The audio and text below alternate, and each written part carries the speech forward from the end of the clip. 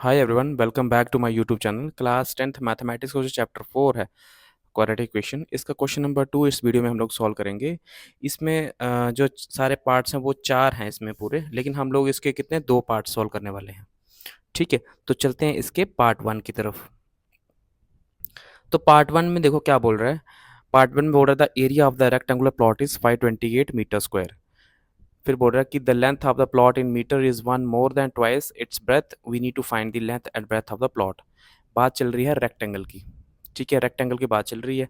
Rectangular plot है, एक rectangular shape का प्लॉट किसी ने खरीदा है, तो उसकी बात चल रही है।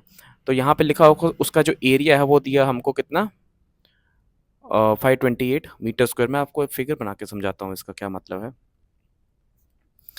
ये मान लो हमारे पास एक रेक्टेंगुलर प्लॉट है। ठीक है, इसका जो एरिया हमको दे रखा है ना वो कितना है,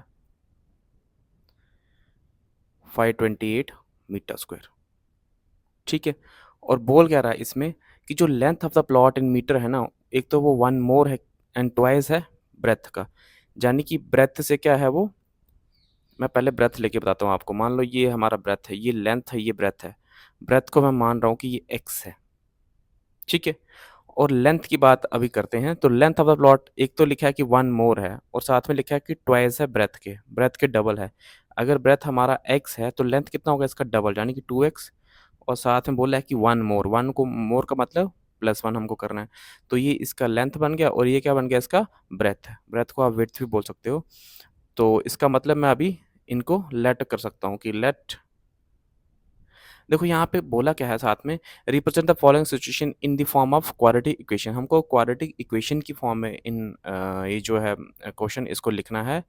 ठीक है, लेकिन मैं सिर्फ आपको क्वाड्रेटिक इक्वेशन में नहीं लिख के बताऊंगा, इसके आगे भी सॉल्व करके आपको बताऊंगा कि इन केस अगर आपको एग्जाम में क्वेश्चन आ जाता है और अगर ये चीज़ मिस होती है वहाँ से, represent the following situation in the form of quadratic equation की, क्वाड्रेटिक इक्वेशन में रिप्रेजेंट करने के लिए अगर ये वाला पार्ट अगर उसने मिस कर दिया, ये नहीं बोला, सीधा आपको क्वेश्चन दे दिया, तो उसको आप किस तरह से सॉल्व कर सकते हो। ठीक है, मैं उसके आगे भी आपको समझाऊंगा। तो इसीलिए जो है वीडियो पे बने रहिएगा, और मेरा वीडियो अगर पसंद आएगा तो प्लीज़ लाइक भी कीजिएगा और चैनल सब्सक्राइब जरूर कीजिएगा। लेट करेंगे, let the breadth of the plot, और प्लॉट कैसा है ये, रेक्टेंगुलर। ठीक है, उसको हमने माना है x, plot be x metre. Therefore length कितना आएगा, लेंथ ऑफ द प्लॉट किस तरह से होगा, एक तो डबल है और साथ में वन मोर है, तो ये कितना आ गया 2x प्लस 1 मीटर। ठीक है, अब देखो क्वेश्चन में क्या दिया, एरिया कितना दिया, 528 मीटर स्क्वायर। तो एरिया ऑफ द रेक्टेंगल होता क्या है, लेंथ इंटू ब्रेथ। तो area of the rectangle length into breadth, तो लेंथ कितनी है यहाँ पे, लेंथ यहाँ पे 2x प्लस का 1 है इंटू ब्रेथ, ब्रेथ कितनी है x।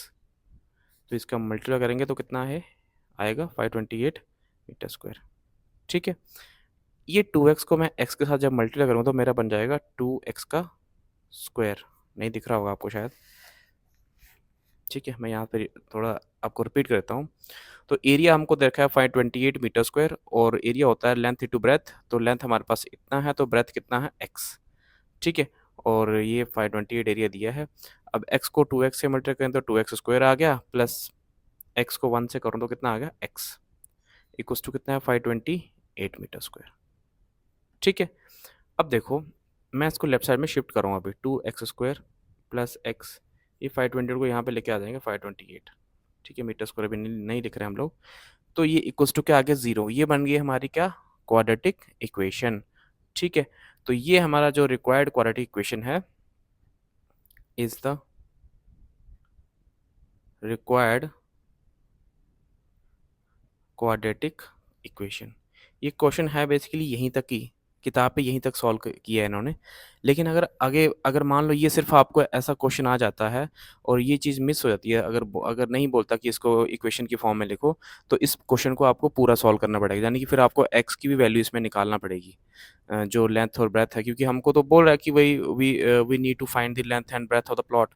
तो हमको लेंथ और ब्रेथ निकालेंगे, तो यहाँ से कहाँ पता चल रहा है हमको क्या लेंथ है क्या ब्रेथ है। तो इसीलिए आपको आगे करना पड़ेगा इसको। फिर उस केस में कैसे करेंगे? इसको करेंगे हम फैक्टराइजेशन मेथड से, स्प्लिटिंग द मिडिल टर्म वाला मेथड जो हमने सीखा है। कैसे करते हैं इसको? 528 का मल्टीप्लाई करेंगे हम लोग किससे? 2 के साथ, और देखते हैं कितना आता है। पहले मल्टीप्लाई करते हैं, फिर देखते हैं कि इसका क्या किस तरह से किया जाता है। 528 को जब मैं 2 से मल्टीप्लाई करूँ तो कितना आ जाएगा मेरा? ये आएगा 1056। ठीक है, तो फर्स्ट और लास्ट की मल्टीप्लाई इतना आ रहा है। अब हम क्या करेंगे? अब हमको देखना है कि मल्टीप्लाई करके हमको कितना चाहिए? 1056, और प्लस माइनस करके हमको चाहिए होता है ये सेंटर वाला टर्म, यानी यहाँ पे कितना लिखा है? 1x। तो हमको इसके करना है बेसिकली फैक्टर, ताकि हमको पता चल सके कि हम क्या क्या फैक्टर इसमें कर सकते हैं। तो मैं 2 से कर रहा हूँ स्टार्टिंग से। 2 5 जा 10 हो जाएगा, तो 2 2 जा 4 हो जाएगा, और एक बच रहा है यहाँ पे लगा दिया, 2 8 जा। फिर से 2 से करूँगा मैं। 2 2 जा 4, और यहाँ पे 5 है, यानी एक ज़्यादा है तो एक यहाँ लगा लो। 2 6 जा 12, और ये 8 है तो 2 4 जा 8। अब फिर से 2 से करते हैं। 2 1 जा, 2 3 जा, और 2 2 जा। फिर से 2 से करते हैं तो कितना आ जाएगा? 2 6 जा 12, और यहाँ पे 13 है तो एक बच गया, यहाँ लगा लिया। 2 6 जा 12। फिर से 2 से करते हैं तो कितना आएगा? 3, और यहाँ पे भी 3। अब ये 3 से जाएगा, ठीक है। 11 3 जा, और लास्ट में बचा 11 1 जा, ठीक है। तो इसके जो फैक्टर बने वो किस तरह से बनेंगे हम लोग यहाँ पे करके देख लेते हैं। 2 जा 4, 2 जा 8, 2 जा 16, 2 जा 32, और इसको करके कितना है? 33। देखो, अगर मैं सिर्फ इनको मल्टीप्लाई करता हूँ तो मेरा बन रहा है कितना? 32, और यहाँ पे 11 3 जा कितना बन रहा है? 33। तो फैक्टर हम बना सकते हैं 32 और 33 के। तो 32 और 32 की 33 और 32 की मल्टीप्लाई करके हमारा 1056 बन जाएगा, और 33 में से 32 को माइनस करने पे हमारा क्या बन जाएगा? 1x। तो इसके फैक्टर जो होंगे वो किस तरह से होंगे? वो इस तरह से होंगे।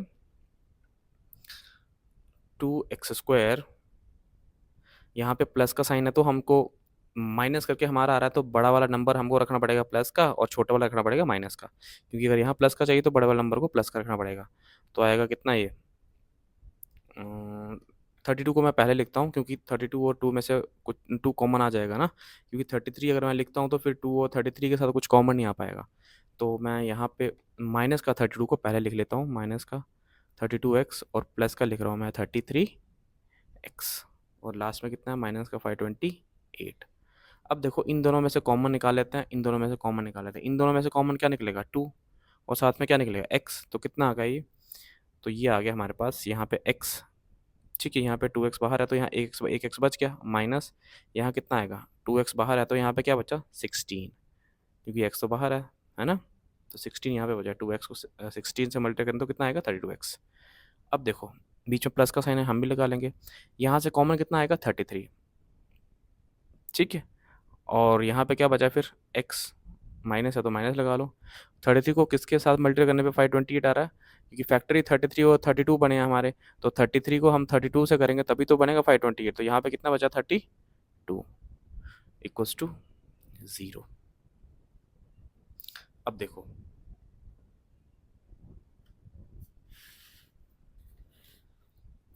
x माइनस 16, सॉरी यहाँ पे 32 कॉमन लिया ना हमने, यहाँ पे 2 कॉमन लिया, तो यहाँ पे कितना आएगा? 16 तो आएगा। यहाँ पे 33 कॉमन लिया, सॉरी यहाँ पे 30 थोड़ा, यहाँ 16 आएगा ना,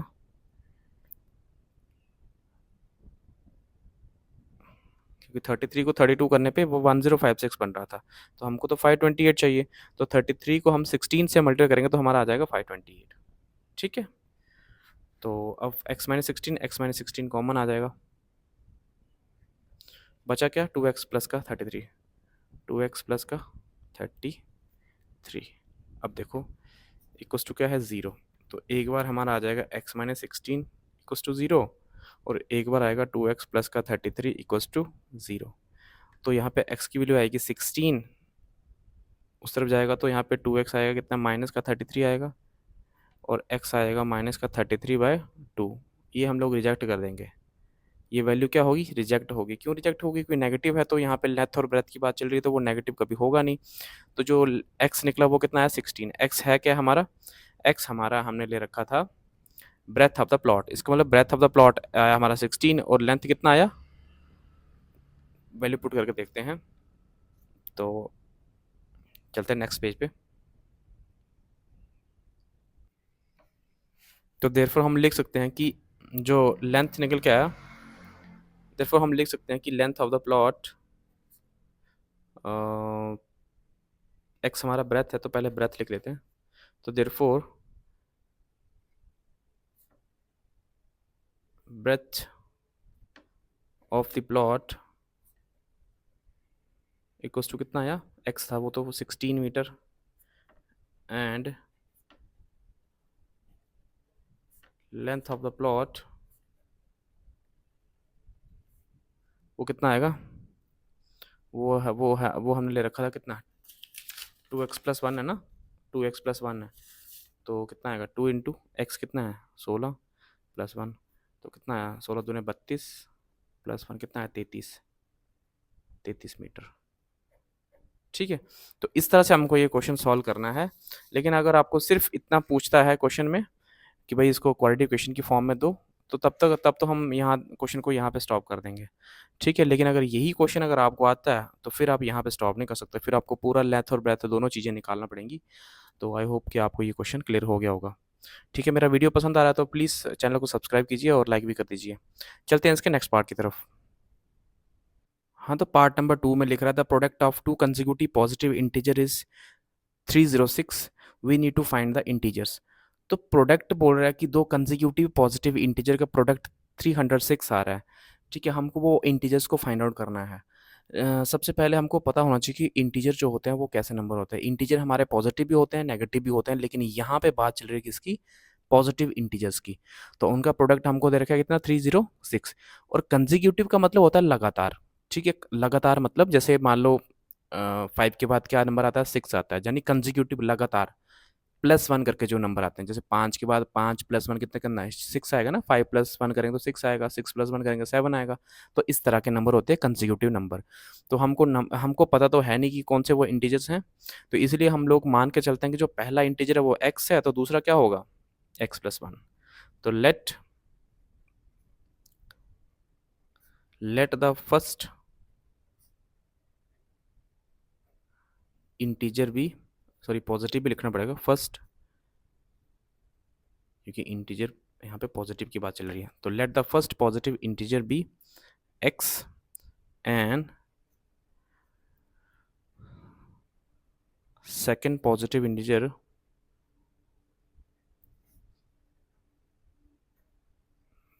बी कितना हो जाएगा? x+1। ठीक है, क्योंकि पॉजिटिव कंसेक्यूटिव आता है उसका नेक्स्ट यानी +1 करके जो आते हैं। अब देखो, ये पहला आ गया, ये दूसरा आ गया, और क्वेश्चन के अकॉर्डिंग क्या बोल रहा है? इनका जो प्रोडक्ट आ रहा है वो 306 आ रहा है। तो अकॉर्डिंग टू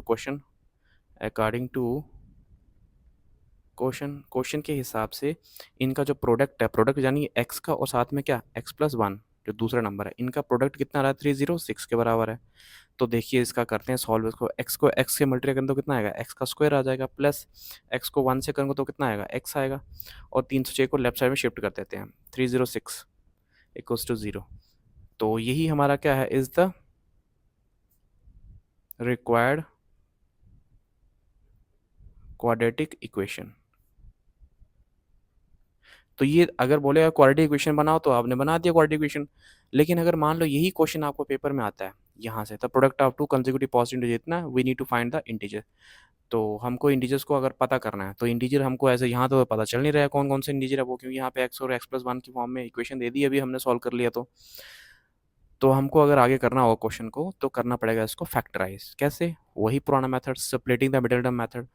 तो फर्स्ट की और लास्ट की क्या होती है? मल्टीप्लाई, यानी कि फर्स्ट नंबर यहाँ पे एक्स स्क्वायर का जो कॉफिशिएंट होता है कुछ भी नहीं है तो क्या होगा? 1। तो 306 की 1 से मल्टीप्लाई होगी, तो मल्टीप्लाई करने पे हमको 306 चाहिए होगा। मल्टीप्लाई करने पे 306 ही आएगा। अब इसके फैक्टर करने हैं इस तरह से ताकि हम क्या करें, किन्हीं दो नंबर को मल्टीप्लाई करने पे 306 आ जाए, उन्हीं दो नंबर को प्लस करें या माइनस करने पे कितना चाहिए? 1। क्योंकि ये सेंटर वाली टर्म चाहिए 1x। देखो हमको डायरेक्ट तो पता नहीं है अभी कौन से नंबर हो सकते हैं वो, तो जब भी हमको अगर नंबर बड़े होंगे, जैसे 306 होगा, पिछला नंबर जो 528 था और उसको 2 से किया था तो 1056 आया था, तो अगर इस तरह के बड़े नंबर होंगे तो हमारे पास कोई ऑप्शन नहीं बचता, हमको करना पड़ेगा उसका क्या, फैक्टर। तो करते हैं इसके फैक्टर, तो 2 से करते हैं क्योंकि लास्ट में 2 आ रहा है, 6 आ रहा है, तो 2 1 जा 2 और एक बच गया, एक यहाँ लगा लिया, 2 5 जा 10 और 2 3 जा 6। ठीक है, अब 3 से करते हैं, तो 3 कितना जाएगा, 3 5 जा 15 और 3 1 जा, अब 3 से जाएगा फिर भी, 3 1 जा 3 बचा 2 यहाँ पे लगा लिया, बचा बन गया 21, 7 3 जा। अब देखो ये 17 प्राइम नंबर है, किसी के साथ डिवाइड नहीं होगा, 17 1 जा 17।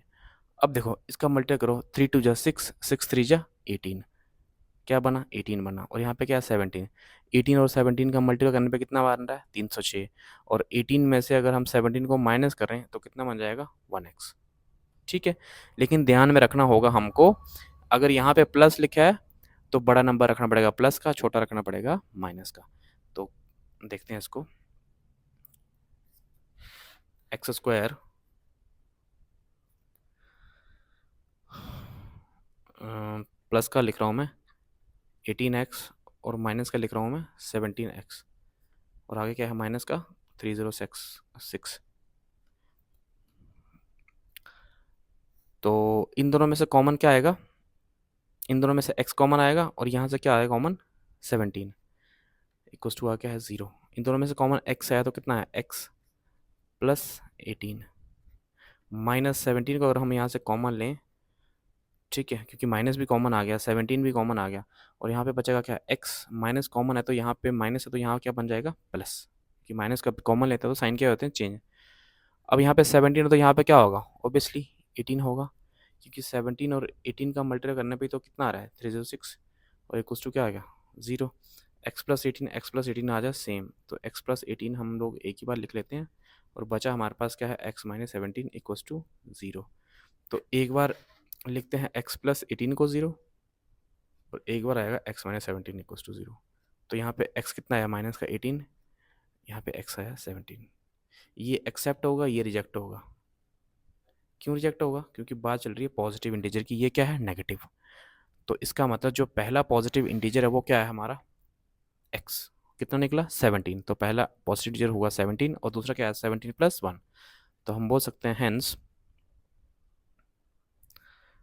First positive integer is 17 and second positive integer equals to कितना आया 17 प्लस 1, यानी कितना आया 18। ठीक है, तो ये था हमारा जो इसका पार्ट नंबर 2। आई होप कि आपको दोनों पार्ट जो हैं वो क्लियर हो गए होंगे। तो अगर आपको मेरी वीडियो पसंद आई तो प्लीज़ मेरे चैनल को सब्सक्राइब कीजिएगा और मेरे वीडियो पर लाइक और शेयर कीजिएगा। Thank you very much.